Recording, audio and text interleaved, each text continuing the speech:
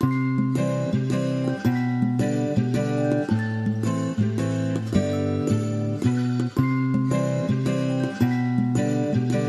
good morning. At ang batang makulit, ang himbing at sarap pa ng tulog. Kanina ay pabulong-bulong pa yan. Papaninap Noreng Alben ng dinosaur. Char!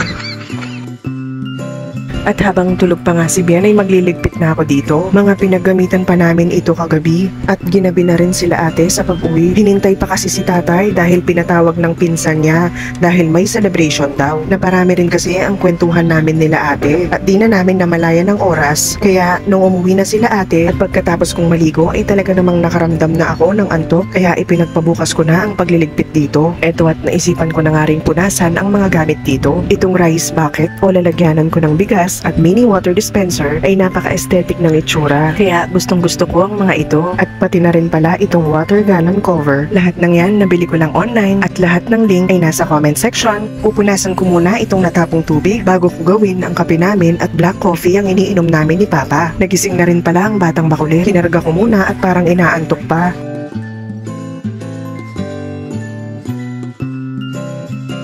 Napaupo na muna ako dahil ang sakit na sa likod. Ang bigat na rin kasi ni Bien. Mabuti na nga rin ay andito pa si Papa at maya-maya lang ay aalis na para pumasok ng trabaho. Binobola ko nga si Bien at para gumanda ang mood niya. Habang nagkakape ay kwentuhan at chismisan time namin ni Papa. Sa tuwing may konting time pa, ang sarap lang isingit sa mga ganitong oras ang chismisan naming dalawa. Lalo na pag napapasarap ang kwentuhan tapos with actions pa. Diba ne, Stuko, Bongski? Kinabukasan na ito at ito yung araw na moving up ni Ate Yen. Natatawa ako dito dahil ayaw ma-videohan ni ate pero wala siyang choice dahil hindi ko pa plansyahin ang buhok niya.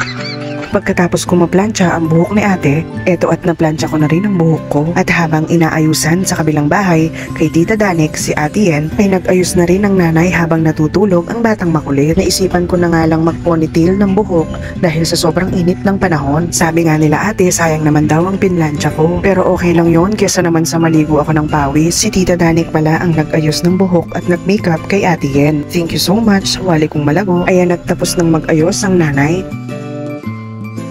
Okay, fast forward, nakasakay na kami sa kotse ni ate. Ihahatid nila kami sa Walter Mart. Doon kasi gaganapin ang moving up and recognition ceremony ni Ate Yen. Thank you so much pala sa Achibong Malago at kay tatay sa paghatid sa amin. Si Papa naman kaya hindi namin kasama ay dahil nasa work pa.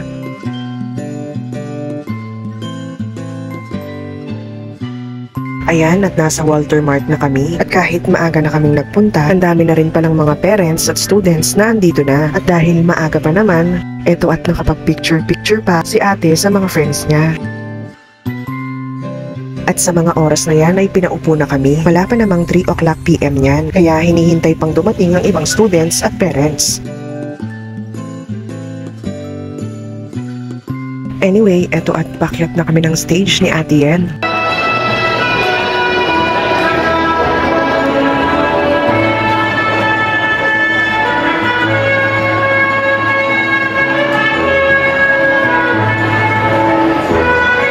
Ang nakapag-video pala sa amin dito ay si Ellie. Thank you na. Kanina nga pala na halos kakastart pa lang ng program ay nakarating at nakahabol na si Papa. Natatawa nga ako kanina dahil agad ko siyang nakita sa side habang hinahanap niya kami. Anyway, sa lahat ng mga nag-graduate at moving up this year 2024, congratulations sa inyo. Sobrang naging proud ang mga parents niyo. Congratulations din lalo na sa mga nagsumikap at nagsusumikap pa na mapagtapos ang kanilang anak at sa mga araw na nakakaramdaman ng pagod, panghihina at para bang pag-give up na pero dahil sa ating mga anak ay pinipili na magpatuloy at lumalakas para lumaban. Sobrang saludo po ako sa inyo at sa mga teachers na naging pangalawang magulang ng aming mga anak. Maraming salamat po at lagi po tayong magpasalamat, manalangin at magtiwala sa ating Panginoong Diyos para sa paggabay sa ating mga paglalakbay. Congrats Ate Yen, you did a great job. Okay, hanggang dyan na lang muna. Bye!